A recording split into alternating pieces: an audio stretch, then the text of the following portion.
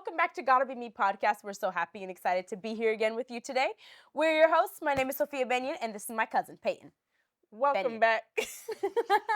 Sorry, because last time you got upset at me when I didn't say your last name. I didn't. I just Peyton said, Benyon. Stop saying it. Welcome back to our channel, everybody. If you are new here, please don't forget to like, comment, and subscribe, and we'll appreciate it so very much. I say it so often, I feel like everyone says, no, yes, I will forget to like, comment, and subscribe. But really don't forget on this one, and we'll really appreciate it. I'm so serious. I might even heart your comment. But anyways, a couple of weeks ago, we were having a conversation with Brother Steph, and we were talking about a lot of things in the podcast, what we need to do better on, just a kind of a constructive criticism sort of session. I'm just going to say right here, if you don't know who Brother Steph is yet, we talk about him all the time. We talk about his Here book, is his book, Hustling Backwards, that which really is our production company. It's our production company, and it shaped and changed our lives in so many ways. His preaching really shaped and changed our lives, along with his brother and Brother Ray. Those are our leaders, our pastors. All the topics we talk about, we've probably talked about with him first. We send all the videos to him before we release it to you, so it is all through him. But he was having a conversation. Everything we say, the Honorable Stephen Hargrave has helped to teach us. We were talking to him, and we were talking about how to convey authority and how to convey conviction. And he was like, I don't think you all really know why you dress this way. And he's like, I think you do. But he said, I think your reasons are a little bit shallow, and y'all need to get a little deeper into that. He said, I think your audience would want you to dig a little deeper into that. And he said, maybe some of the negative comments that are coming your way are because they can tell that your reasons aren't deep enough. So we were struck to the core. Maybe slightly offended, possibly. Slightly. Because I was like, no, ain't no way. I said, nobody in the world can back me into a corner about the way I dress. And that's how I felt too. I was like, I know why I dress like this. It's like potentially true, just because I would stubbornly refuse to get in a corner. Even if I was God, I'd be like, nuh-uh. No, you did not get me. Well, I don't believe it. We started digging deep inside of ourselves and trying to find some more reasons and some deeper reasons. Because as a child, you think of so many reasons, right? You're 6 years old and your mom puts this on you and says, it's because I'm modest, you know? Well, that's probably like the first reason we ever had. We dress like this because we want to be modest, right? And then you get older and you realize, well, there's other people that are modest, right? And then you start having to think more than simple, shallow reasons. I'm going to read some of our like original reasons. So after Brother Steph did this, right, me and Peyton got all stirred and we went and we were like, well, let's write it down. Let's figure it out. So I would say like probably the first conscious reason I have, because I've dressed this way my whole life, is to be modest. We like to cover ourselves, you know. But there are several more that came in quick succession. So I think these also help to develop because as young children and teenagers, we did a lot of street meetings. Yes. So when you're out on the street, you know, we're on the street, we're singing, there's people coming by, staring, and then asking questions. And a big one is, why do you dress like that? And of course, they like to ask the children because they want to know for real, because children will tell you the truth. So these were some of the ones that we came up with as teenagers. Like, okay, this is how we're going to respond, or how we would ask, what should we say? Like, what's a good answer? And trying to have the understanding in ourselves. So it's modest. It helps to denote the clear distinction and even separation we observe between genders. It helps ward off spirits of fashion. So not that there's anything wrong with fashion in itself, I would even say, and you know, wanting to look nice, but I think there's a spirit that can overtake you that's a distraction, right? It points people to God immediately, denoting a religion of some sort. So as soon as people see us dressed this way, they're immediately thinking, what religion are you, right? It's pointing to God. Creates this clear separation between us and the world. We would teach, we believe and would teach through the scriptures that Christians are separate from the world. There's the world and there's the saints. There's the seed of the woman and the seed of the serpent. There's God's people and there's everything that's against God. And dressing this way helps make that line clear. And one of the later ones that we would have developed, like probably in our later teens, mid to later teens, is it is done in rebellion against the course of this world. That was when I remember jumping up to be excited about dressing this way. Because like it would depend honestly on like the way you would catch me, and I would say different things about everything. Sometimes it was better, other times it was worse. But I remember when I understood I am doing this in rebellion to a system that loves to oppress women and keep them down. And I would tell people would be like, why do you dress like that? I was like, girl, because I don't have to wear what Walmart says I have to wear. I don't have to wear whatever the latest fashion is. I don't have to be carried about and tossed by every wind of the sea and every kind of doctrine telling me if you want to look pretty, you got to wear this. To wear if these you want to look good. You got to do this. So I said, I'm doing it in rebellion to a system that would love to oppress women and in that fashion. I remember that being one of the most exciting ways to Like you ever tell it. understood it. Yes. And when you told it, it was like from I your was heart. probably like 13, 14, 15. Okay, so you were a young teen. Whenever, yeah. Yeah, I was excited about that reason too because it made sense to me. It was bold to me. It was like and you're distinct. young, right? You want to stand up for a cause and you want to feel like a rebel, right? Because all young people want to be rebels in some fashion, right? Feel like they're different for some sort of reason and that they're doing things for a cause. And to me, this felt like we were different and for a cause. Right? Everybody's looked at me my whole life because of this. Everyone, and now I got like a real, and I could potentially be considered a little bit sassy anyway. So that answer just really resonated with me, and I love to tell people that and pop my neck while I said it. And it was a satisfying answer to my mind. But then we started getting older and asking ourselves more questions like, okay, are we the most modest people in the world? We're not, because there's people that cover up to here, right? There's some people that are more modest than us. So being modest is not the only reason we dress like this. Yeah, can't be. Are we the people that are the most separated from the world physically? No, there's people that, go off the grid, don't have electricity, don't have phones, are like the Amish or much more separate than us. So is it only to be separate from the world? It can't be. Is it only in rebellion? Well, there's lots of people that are trying to rebel. So those cannot be our only reasons. They're good reasons, and they worked, for when we were those ages. But you could potentially be backed into a corner with any of those things. Right, because there's always somebody that's doing it more, or doing it differently, or maybe doing it better. Although, in my personal opinion, it's the best. But, that's me. That's how I dress. So, of course, I'm going to think the way I dress is the best. But then we started, then we had this conversation with Brother Steph, and he started speaking with us. Brother Ray preached a super good message about it. And so we just said, let's write this down. Let's figure out what are the reasons. And I felt like I came up with the 3 really solid ones that are really satisfying to me. So the first reason that I wrote down was one of the reasons we dress this way is it is our tradition. Now, I think me and you talked about that earlier on a different dress video, and which is crazy because you're actually seeing the evolution of how we feel about the way we dress on camera. Like, I think we would have said some of the earlier good reasons, on earlier videos, and now our definitions just keep on getting better right in front of you. Anyway, tradition is a big reason to me. I have always dressed this way from my conscious memory, and it hasn't been always, but ever since I can remember, my mother has dressed this way, my grandmother has dressed this way, my family has always done this, my church family has always done this, and not only that, but it has worked for us. It has been satisfactory to us. We have measured ourselves to the standards that we feel that the Bible has put upon us, and it's worked. Why would I change? Right. The way we have dressed has worked for us so well to such an extent that in as much as I would never force on anyone else, I would never allow anyone else to take it from me. It's my tradition. It's actually really crazy for people. Like I always wonder what people would say if I would ask them the question back. Like, well, why do you dress like that? And me ask them, why do you dress like that? And I guarantee you such a high percentage of the world would just be like, I don't know, I just woke up and it was in my closet. I put it on. I thought it looked good and I don't know. And very, very shallow reasoning. Right. Very shallow reasoning. And to be honest, that happened to us too. At least as little children, we woke up and that's what was in our closet. Like, it would be unnatural for us to wear something when the children ask me at school, like, why'd you dress like that? I literally tell them, I'm like, because I woke up and that's what was in my closet. And they're like, oh, me too. And Same thing. I'll ask them the question you said you'd like to ask. Why do you have that skirt on? I'll be like, why do you have those pants on? I didn't know. I'll be like, okay, then let's keep reading. Let's keep reading our page. Keep doing that math problem because that was just a distraction anyway.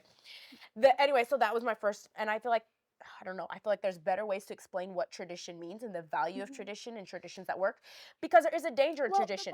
The Bible does say do not remove the ancient landmarks. That's a good scripture. That's a good scripture. So I think that certain things like that, and I think that's why we oftentimes need our elders, which we always need our elders. I didn't mean to say it that way, but we oftentimes need our elders because they know where those landmarks are. Right. And we need those people. They can remind us of them. Yeah. Absolutely. To keep things balanced.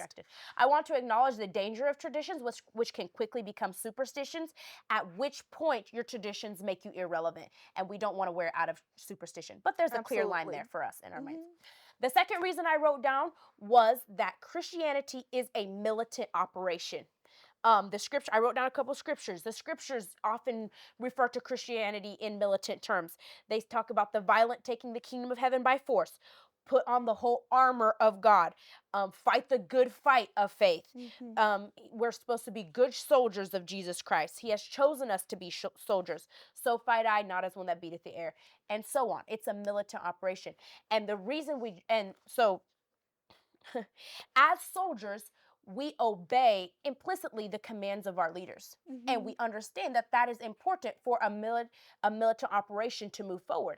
Imagine if an army was trying to, if an army is trying to conquer another army, but this person can't listen, this person's over here doing their own thing, you have to move as one. You have to move in unity. You have to have a leader to which you the body listen. of Christ only has one head, and if it had more than one, obviously, then imagine That's just your confusion. fingers can't do the right things, the arms can't, legs can't, nothing operates correctly. Right, exactly.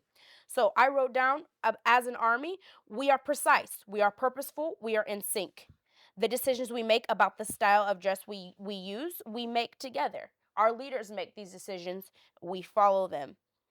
Actually, anything we wear is acceptable as long as we all do it. Yeah, When we all do, together. it's just a together thing. Unity is our dress standard. I like that. I really like that.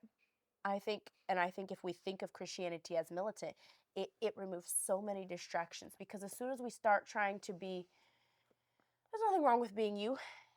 There's a beauty to being you and to being. Yeah, and there's obviously we don't have to be homogenous. There's different people. I'm sure people are going to be mad that we're wearing navy right now. Girl, I don't know that. I could have worn my green dress or my other color. Like, it's just, I mean, people wear the colors they want. I know, I'm completely aware. Y'all keep saying God made all the colors. I'm totally aware of this. I'm just going to wear and we the love ones all I the colors. choose to wear. So a lot of times they happen to be dark. I think that's somewhat cultural. We kind of grew up with wearing darker colors, just more muted colors. I don't really even know why. But there's nothing wrong with you wanting to express yourself, art and beauty, and God expressed himself in all the differences that are in us, and it's wonderful. I mean, look at the flowers, so many colors. Absolutely. I know, so many different designs.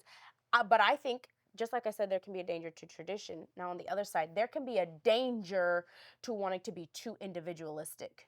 All right, and we're not promoting homogeny, but a military. Have you ever seen an army? Have you ever seen the Navy? They're all dressed the same, and there's a reason for that. And they're all marching in step, and they're all listening to one command. And they're easily recognizable and they're effective that way to each other. Like, oh, I know that's a policeman because he's wearing that uniform. I know that's a fireman because he's wearing that uniform. Exactly. Right? And I would just want, if I go in the store, that somebody knows, like, oh, she's with her. That's them. Yeah, they're together. We're each other. I want to be identified with my people and with my leaders, especially. And if you don't want that, I don't know what to tell you. This is what we want, and this is why we wear what we wear. And this is why we wear what we wear. I think another reason that goes along with tradition, I think some of our church history. I don't know if anybody here really knows that much of our church history. If you would have listened to some of our podcasts from before, we may have talked about it with Brother Addison Everett. So if you want to, as well as with Brother Steph and Brother Randy. And Brother Steph and Brother Randy, you can go back and watch those podcasts. But in our prophetic lineage, there's a man named Brother D.S. Warner. And he was working in what time period would you say? Well, he fought in the Union Army during the Civil War as a young man. So he was, he lived during the 1800s. He died toward the end, maybe 1895 or something. Should be. So he was working in a time period when America was in a very critical state, and they were having to deal with the black-white issue all the time. Right. And that is what the Civil War was over. And Brother D.S. Warner went around. He got saved when he was a younger man. I don't mean to try to tell the whole story of him, but either way, he was involved in. He was involved in that struggle. He was involved in that struggle. The Lord saved him, and he began to realize that as Christians, we may not divide from any of our human brothers. Right. It's not an option. That is not an option. You are not saved if you are saying, I will not worship with my black brethren. The Bible gives instructions such as, brethren, you are to salute each other with the holy kiss. And black brethren and white brethren were not doing that. And he said, nah, not in my church. You ain't doing that. They're not in God's church and not in my presence. We will not be doing that. Right. So he began to unify. He worked with people like Harriet Tubman and different people. And he began a movement that was one of the biggest religious movements in the United States at that time. A lot of people haven't heard of them, and I would believe that's purposeful. But at that time, this is the way they dressed, and they all dressed in the same fashion, in order to be seen in the same way, right? Because if we all dressed like this, you wouldn't know if Sophia was a billionaire and I had 5 cents, right? We look the same, right? So I think some of it was for that. And then when this man died, there was actually what we would believe would be a silent time. So there was a time, and a silence in all the world. So we're not just speaking of in the Church of God, which is what they call themselves and what we call ourselves, but there was a silence of true prophets that could speak up and gather people together. Now there were people that had the truth and that were speaking it, but a prophet that could gather the world to them, there was a lack. So then during this time, there was a lot of different divisions that came in. There's tons of different examples I'm sure we could use, but one of them specifically was like the necktie. And they used that just as a sign of status to divide from people. They refused to worship with the black brethren. They started saying, we'll wear neckties so that we attract a more wealthy crowd, and we'll have the black brethren attend service somewhere else. And there was involvement. There's a documentary on it that we have Hustling Backwards has produced, talking about all those different things. How I was involved with the KKK and all sorts of wildness. Basically, the church was just in ruins, right? It was just craziness. Compromise. Yes. But then after that, there was a man named Brother D.S. Warren. I'm losing my mind. D.W. Lane. D.W. Lane. And he rose up and he began to reawaken the cry that D.S. Warner had of unity. And in that time, these people, they decided to come together and gather with Brother Lane in an idea of unity. Right. And they dressed the way that we have dressed as well. And as far as I'm concerned, in my prophetic lineage, I want to be in line with that line of prophecy. With that message that has been against that was racism, against unity, or for unity. To me, these clothes are anti-racism. These clothes, when I wear them, they're a statement against racism. They're a statement against sectism, which is the same thing as racism. It is divisions among men. And when I wear these clothes, that is the statement I'm making to the world. You will not divide me from my brother. And I'm doing it because I understand who is in my prophetic lineage, and I understand who those people are. To me, if I would take off these clothes, I would be completely off my spiritual foundation. I'll be off my prophetic foundation. I'll be off my historic foundation. And I'll be completely irrelevant to everything and everybody. I might as well go and talk about the Ice Age. Because literally. I might as well go start a podcast on the Ice Age. Because what am I doing if I am not connected to my history and my leaders? And to me, that is just one of the most vital reasons why I would dress like this, because it is irrelevant for me to dress any other way. So good. You said that so well. You said that better than I've ever been able to write that down. That was really good. I tried to write it down, but I wrote it down so ugly. I should see if I missed Did you anything. say it better than you wrote it down? That's super good. Yeah. I think a lot of people see our clothes and they're like, because me and Peyton are, on our journey to understand racism and our part in the struggle. And so we talk about that a lot. And people see us and see our podcast and say, but then why do you let the white men dress you? You dress like a white man. Yes. But I don't know.